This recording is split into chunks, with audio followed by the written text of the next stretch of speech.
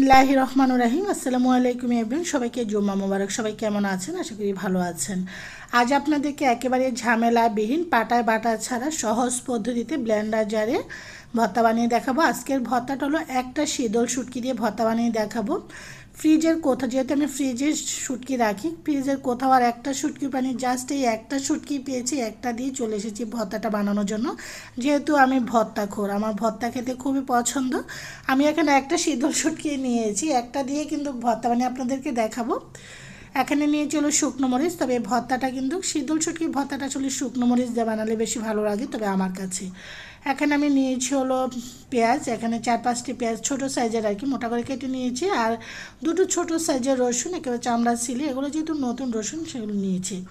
চলে এসেছি, রসুনগুলোকে আমি এখন একটু ভেজে নেব শুকনো ফ্রাইং প্যানে, তবে কোনো তেল দিব না, তেল ছাড়া এইসব প্রত্যেকটা জিনিস ভেজে নেব। প্রত্যেকটা জিনিস বলতে কি, আমি এখানে রসুন এবং শীতল শুটকিটাকে ভেজে নেব। যে ফ্রাইং প্যানটা খালি ছিল, একটা শুটকি মাত্র, সেজন্য আমি এই শুটকিটাও কিন্তু রসুনের সাথে এটাকে টেলে নিয়েছি, যেটা গ্রাম বাংলা বলে টালা, শুকনো খোলায় টেলে নিচ্ছি এখন ফ্রাইং প্যানে আর কি।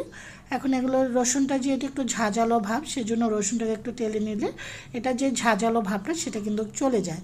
তো আমি এখন শুটকিটাকে উল্টিয়ে দিয়েছি, এটা ফ্লেভারটা কিন্তু দারুণ বের হচ্ছে। আসলে কেন জানি না, আমার ভর্তা এত পছন্দ, আমি কিন্তু ভর্তা দিয়ে ভাত খেয়েছি, ভর্তা এবং ডাউল দিয়ে আমার অনেক পছন্দের খাবার কিন্তু ভর্তা। তবে শীতল শুটকির ভর্তা যদি হয় তাতে তো আর কোনো কিছুরই প্রয়োজন হয়নি, এটা আমার বাসার সবাই খুবই জানে। কিন্তু এখন আর কি করা, কিছুই করার নেই, একটা শীতল শুটকি দিয়ে ভর্তা বানাচ্ছি, যেহেতু ভর্তা খেতে খুব ইচ্ছে করছিল। অনেক সময় দেখা যায় যে একটা শুটকি দিয়ে কি আর ভর্তা হয়, অনেকে চিন্তা করে, হ্যাঁ অবশ্যই হয়। আজকে আমি বানিয়ে আপনাদেরকে দেখালাম, আপনারাও বানিয়ে বাসা ট্রাই করতে পারেন। প্রত্যেকটা জিনিস প্রিপারেশন করে একটা প্লেটের মধ্যে নিয়ে চলে এসেছি ভর্তাটা বানানোর জন্য। প্রথমে আমি প্রায় এখানে ব্লেন্ডার জারি শুটকি এবং রসুনটা দিয়ে তারপর মরিচগুলো দিয়ে দিচ্ছি। মরিচগুলো যদি চান আপনার টেলে নিতে পারেন, তবে শীতল শুটকির ভর্তাটার মধ্যে টেলে না নেওয়াই ভালো, এতে করে এটা স্বাদ, গন্ধ, ফ্লেভার দারুণ থাকে। লবণ দিয়ে দিচ্ছি, ভর্তার মধ্যে লবণটা একটু বেশি লেগে একটু পানি দিয়ে এখন এটাকে আমি ব্লেন্ড করে নিয়েছি।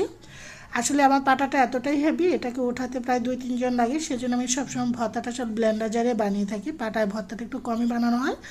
এখন দিয়ে দিচ্ছি পেঁয়াজ, ভর্তার পেঁয়াজ সবসময় মোটা মোটা করে আমি কেটে দেখি, অনেক সময় আসলে চিকনো হয়ে যায়, মনে থাকে না। এখন আমি এটাকে একটু হালকাভাবে আর কি ব্লেন্ড করে নিব।